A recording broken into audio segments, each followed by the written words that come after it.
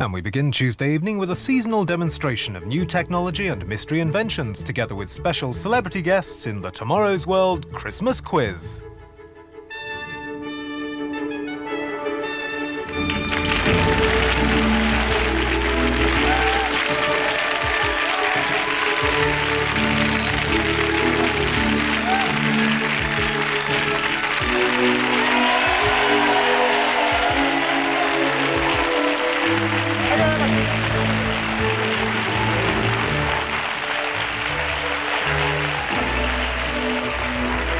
Thank you very much and welcome once again to our seasonal extravaganza, a sort of flashy, high-tech Christmas quiz.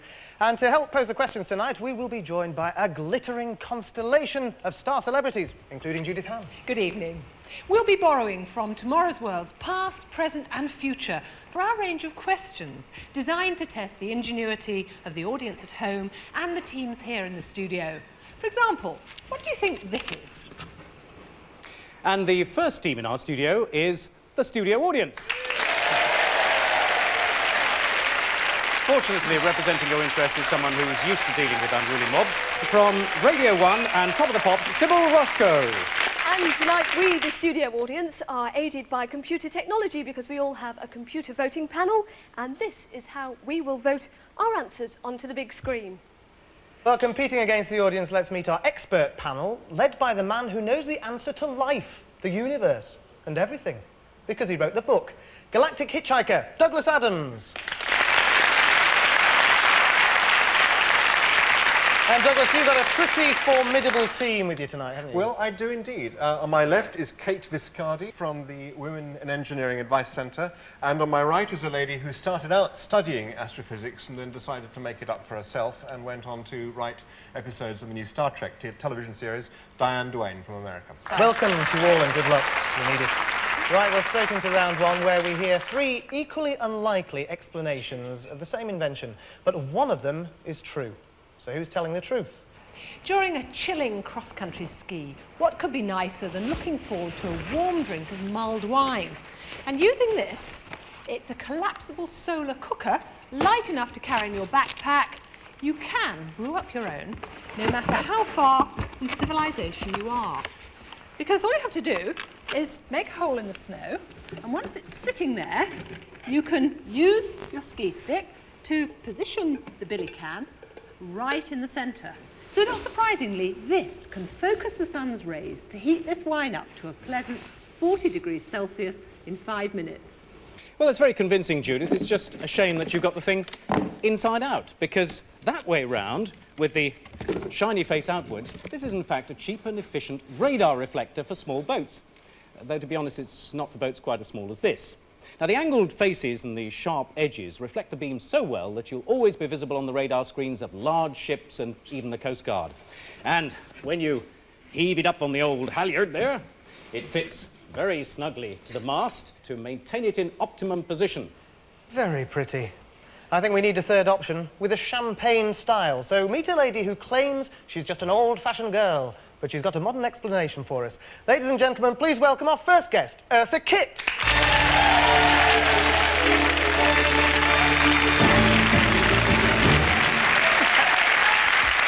Thank you. How do you like it? It is something that you put around the tree, such as, I think I need a man, as usual, if you don't mind, darling. You must mean me, Eartha. Yes, but, well, I was referring to a real one, but since you're here... Thanks a lot. All right, now, this is meant for these little fur bits from the fir Christmas tree to fall into this. Aha. Now, also, you can put this little baubles on. Wow, isn't that nice?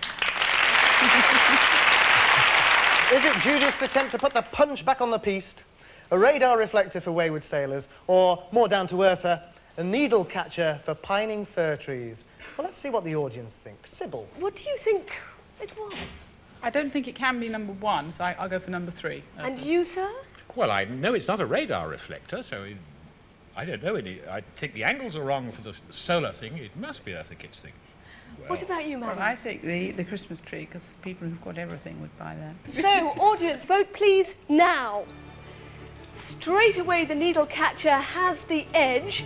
Poor old Peter's radar reflector, no good at all. The needle catcher is ahead with 50% of the audience. Howard, how have we done? Well, we'll find out soon. Panel, what do you think? Do we agree with the audience? Well, I don't believe any of them, actually. I think this is quite clearly a high-tech bellows for using to sort of stoke up your microwave when it's on the blink.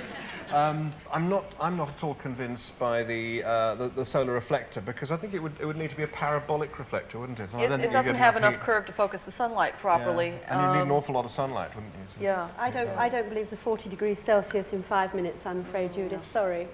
What about the needle catcher? I mean, I think this is actually something the world has so much need of. It's such a brilliant idea that I cannot believe somebody's actually invented it. I think it's the radar reflector. Really. Well, I like the radar reflector. Yeah. Well, I think it does actually fit, because it's something very, very light, but it does actually have a maximum number of reflective surfaces. I would go for the radar reflector. Yeah. OK, let's find out who was right, if anybody. Who was telling the truth? Well, I was right. Ta-da! Eartha Kitt for the needle catcher.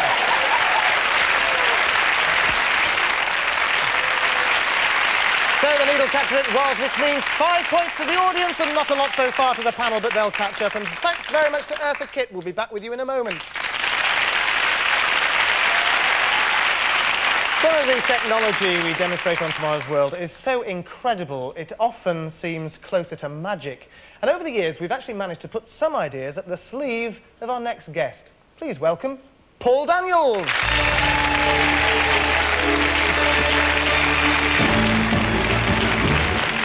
Thank you. Thank you, very nice. Now then, I'm going to do some seasonal magical levitation for you. You see, this spring here has obviously been extended by the weight of the brass tray. Now, if I take a heavy Christmas pudding and I put a real load into there like that and get it right in the middle, as they say for diddle, just watch how it extends. Look, whoop, like that. Now it's really extended. The spring is stretched to the limit. Now, the next part of the trick is this. This is amazing. I've got to get the flame from here to there. So what I do is I use this. It's the easy way to do it. And you just apply the flame there. Now, the moment the flame is applied there, the pudding seems to lose its weight. All right? 'Tis magic.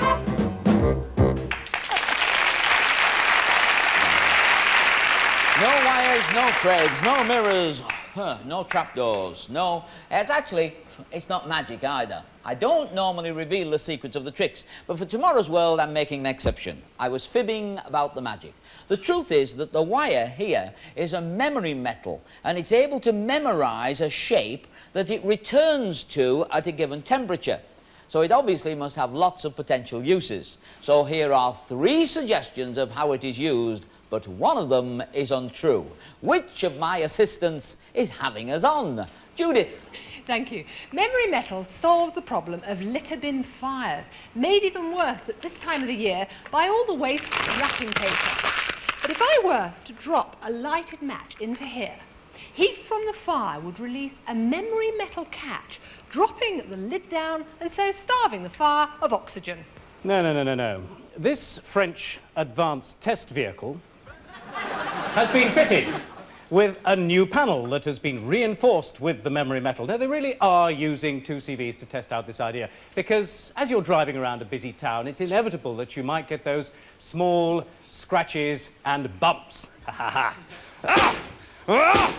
And then when you have a prank like that, all you need to do is to heat up the door and the bump will just pop out again. Well, I don't know whether to believe it or not, but now for someone I know I can trust. Eartha Kitt, ladies and gentlemen. Yes, thank you very much, Paul. Thank you very much. And believe it or not, I'm the one that has the real McCoy. Of course you are, dear heart. It is a memory metal bra. So that when you put it on, the body temperature has the bar in the bottom of the brassiere. Remember what shape it was supposed to be in. So when it's crumpled in the packaging, you say that goes back to its shape? Yes. They tell me that there are 12 million Japanese women who buys this every year.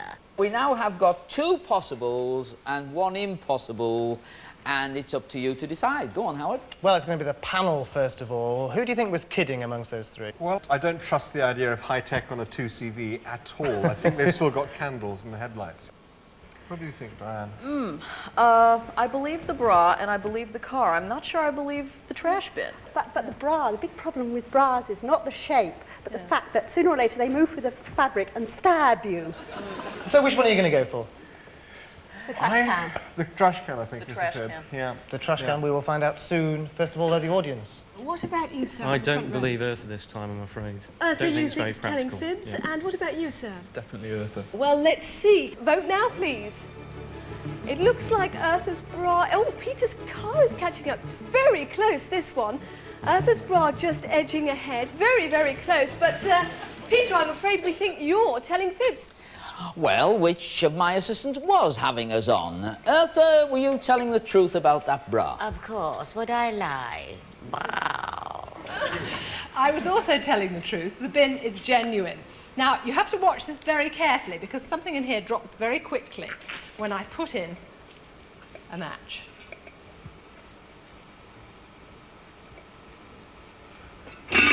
The memory metal catch released the lid, which snuffed out the fire.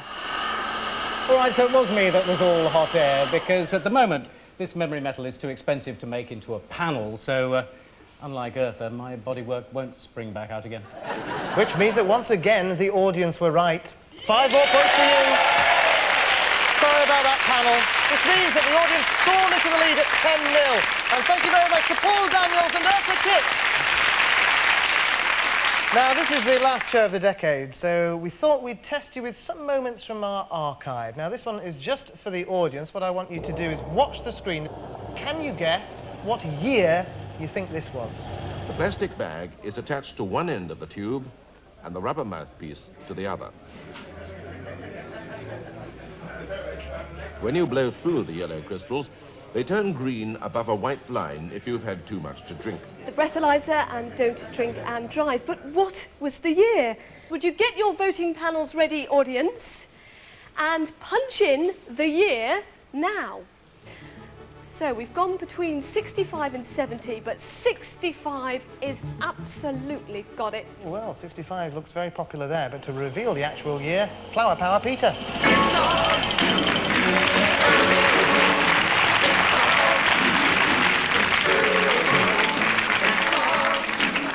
Peace, man. Now, I am a subtle clue. The breathalyzer was, in fact, introduced just in time for Christmas, 1967. Ah, but they were only 2 years out, so I'm going to give you 3 points for that. Well done. Douglas Adams wants me to tell you that he got that exactly right, and there'll be more archive films later, but he now has a chance, him and his panel. A different type of clip for you, a mystery invention from Bob Symes.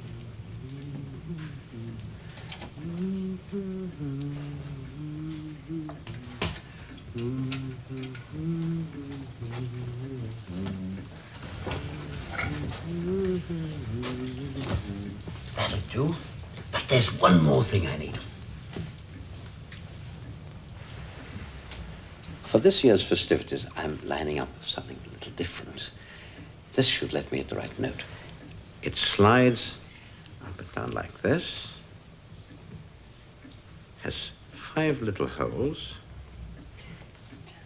What can it be? Your thoughts? Good heavens. It looks suspiciously like something you use to draw musical scales with. I was just thinking that as well. It A looks template. something to do with You would put your music. pencil in each of the little holes and... It's like sort of abacus for mice. I like Diane's music notation. A device ruler for drawing staves on paper. Let's see how close you are. Bob Symes again.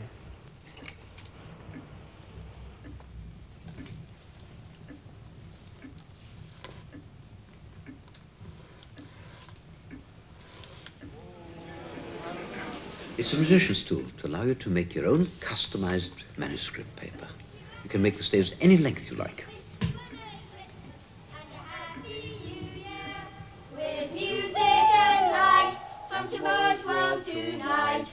We wish you a Merry Christmas and a Happy New Year. With a beautiful voice, the treble voice of Bob Symes there. Well, what can I say? Diane, you got it absolutely right. It was something for drawing stage, so I think that was pretty difficult. I'm going to give you 6 points to get you off the mark, so which means that the scores are... You're still 7 in the lead, 13 to the audience and 6 to the panel. Time to welcome our next special guest, an actor and singer who's going to show us the skill that started him off on the road that was going to make him a star. David Essex.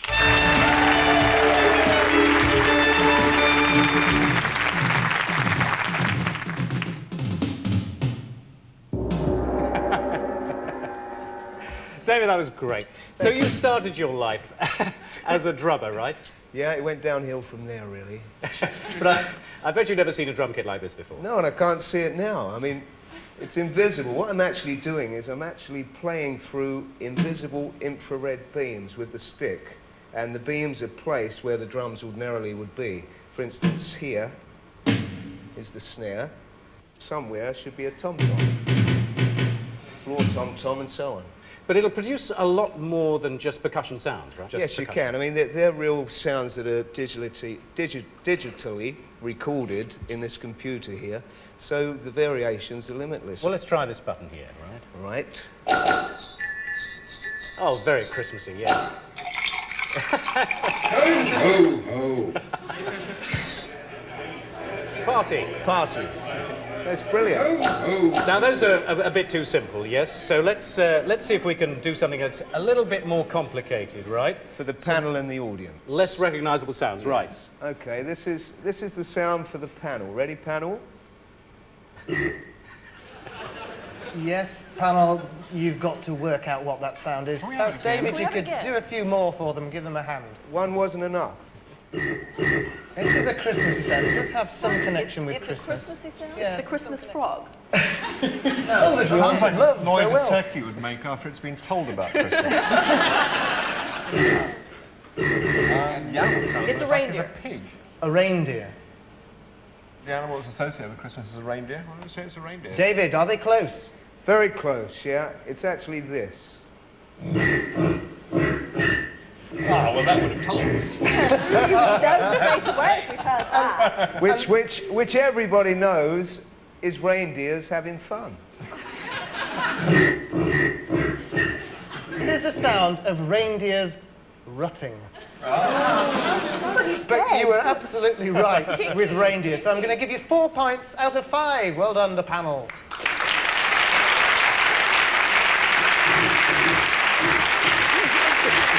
So, David, what have you got for the audience? What's their sound? I have to go across this beam here. Yes? On earth was that? It didn't sound very pleasant, whatever it was. Anybody here got an idea? It's a Christmassy sound. Santa Claus walking through the snow.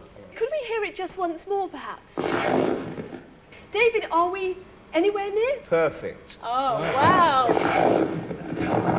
Spot on, walking in the snow. Fabulous. Can't fault you on that. 5 points, which brings the score to 18 for the audience and 10 to the panel. And thanks a lot.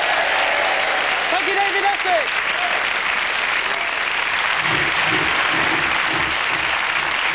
Well, now back to our film and video vaults, and first of all with a question for the panel, Judith. Some of the stories we've covered over the years can seem a little unlikely, to say the least. So why don't the panel now watch this imaginative clip and then guess what the film was going to be about?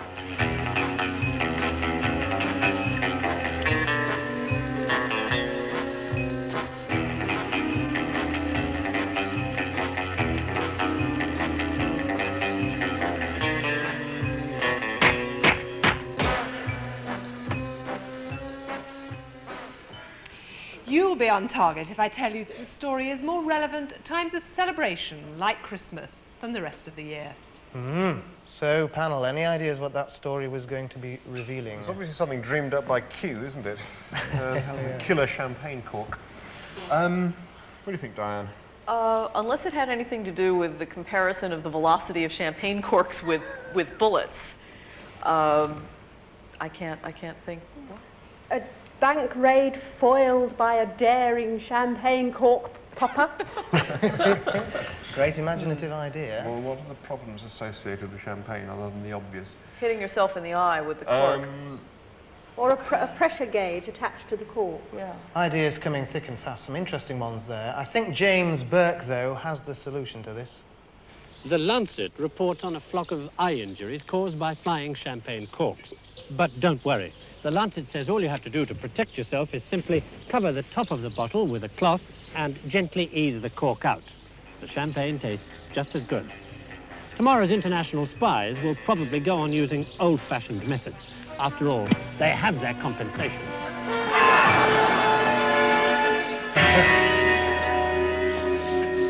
Well, a nice film. And you were so close, weren't you? I mean, I did loved... say about foiling the bank robber, didn't you? You did foiling the bank robber? Yes. I was going to say Christmas eye, because when I was working in nursing as an emergency room nurse, people come in all the time this time of year with a big bruise right there from having said, oh, I can't get this open. You know, I'm convinced, and the audience can do what they like, but I'm going to give you 4 points for that. Very difficult indeed.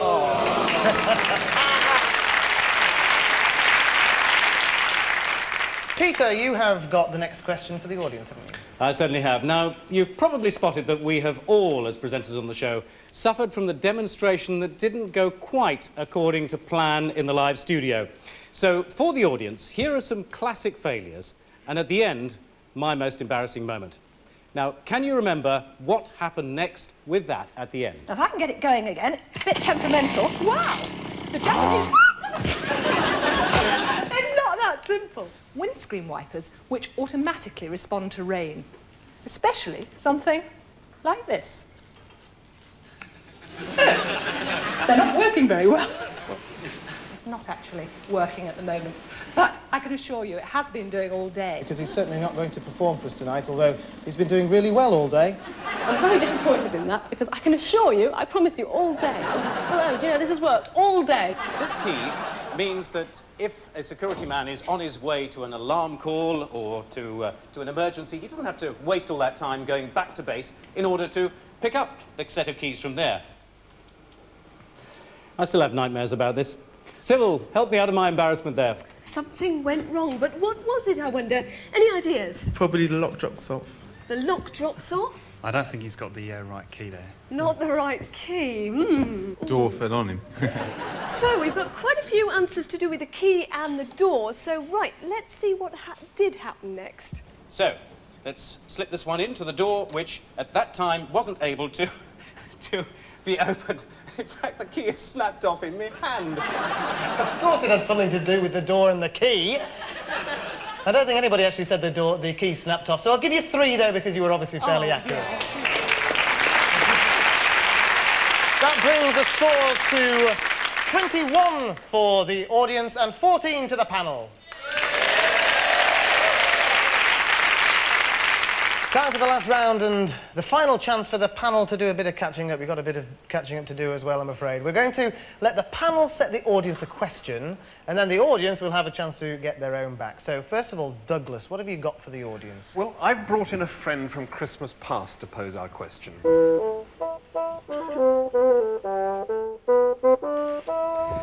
He's not Father Christmas. He's actually one of the earliest known life-size automata.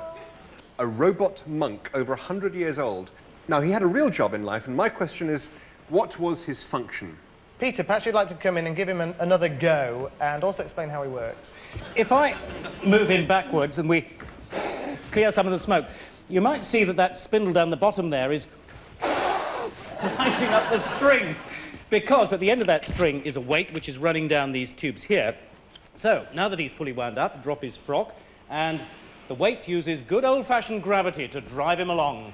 Well, he certainly does look full of Christmas spirit, but what did he do? What do you think he could have done, that monk? Collecting for charity, possibly. Collecting for charity, maybe in the street? You took the words out of my mouth. I was saying collecting alms, yes. So are we anywhere near there? Well, we'll find out. Douglas, what did he do? Well, that's actually very, very close. In fact, he did collect money, in fact, by running up and down the aisle of a church in Italy. So he was an automatic collection plate. Well, once again, I can't fault the audience. You're absolutely right. I've got to give you 5 points.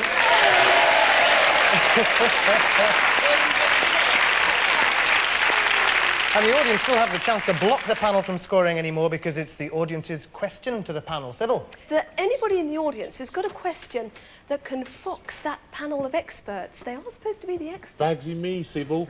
My word, you look very familiar, You sir. look very familiar as well, Sybil. Ladies and Cheers. gentlemen, welcome Frank Bruno. Thank you.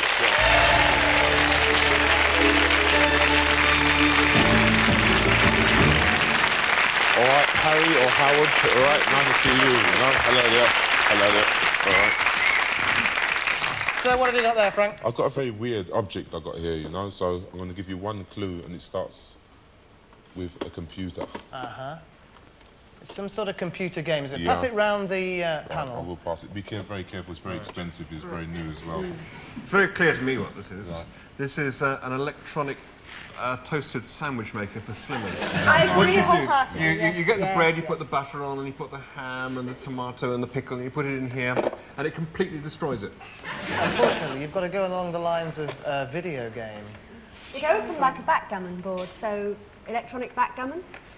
Possible. Doesn't look much like a backgammon board in terms of the markings. Are you from America, ma'am? Yes, I am. Oh, nice to meet you. You have a nice day, y'all. I'll figure out what this is, I may. Well, you allowed 10 seconds and you had 25 now, so you... Okay. All right, Frank, you better go and show them what it is. Well, this is exactly a high-powered controller, you know, but I'm going to show you how it works in a minute. You hold on to that, don't lose it though, because it's very only one in the country. Please, thank you. Frank, come over here, because we've got one Cheers. set up. Cheers, hello there, you're right, yeah? Nice. Show us what you have to do then. Well, I think we've got to Let's try just that get it again. started. Do some of your boxing then, You and got we'll wait, see wait, what happens. wait until it gets all set up. That's number one, round one. Right, so you don't Yeah. have to use any controls No, in this computer game, do it's you? sort of like lasers, you know, and you just use your hand there like... that. Which of these boxes are you Just see then? that? I'm the small one. That's your husband, yeah, take that. Hit him to the belly, that's it. Take that. How big's the big boxer then? Well, I'm The not too small sure, one? you know. Take that, you beast. That's your husband. Take that. See that, you know? And it's those infrared Yeah. beams, isn't it? Seeing where your fists are and how Most fast they're definitely, going. yeah, that's your husband there. Take that, Take that, you see what I mean? Laser things, you know? Do you prefer it to a real fight? You don't have to wear protectors or wear gum shields with this, so you can go in there naturally, you don't get bruises with this one. It's easy, you can put it down, you know? Great. Can I have a go? Yeah, I think so. So it's your husband, that's your husband there, go on, give him a punch. Oh, do you know, I fancied Judith's chances there against Frank for a moment. Excellent stuff. Well, you didn't get the fact that it was a boxing No, but we're going to get one of these. So you're going to keep that eye. I'm going to give you 3 points anyway, because it doesn't matter at this stage. And that means that the final scores for the 1989 Tomorrow's World Christmas Quiz is 17 points to the panel, but the runaway winners, the audience, with 26 points.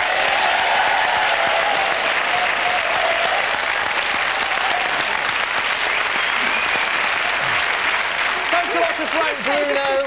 That's it for this year, but don't worry, because everybody goes away empty-handed from this show. Thanks to our panel and guests and our audience. They started off a rowdy lot, but they've ended up civilised. Very good, Howard. And Tomorrow's World will be back to normal in the new year, and, of course, for a new decade.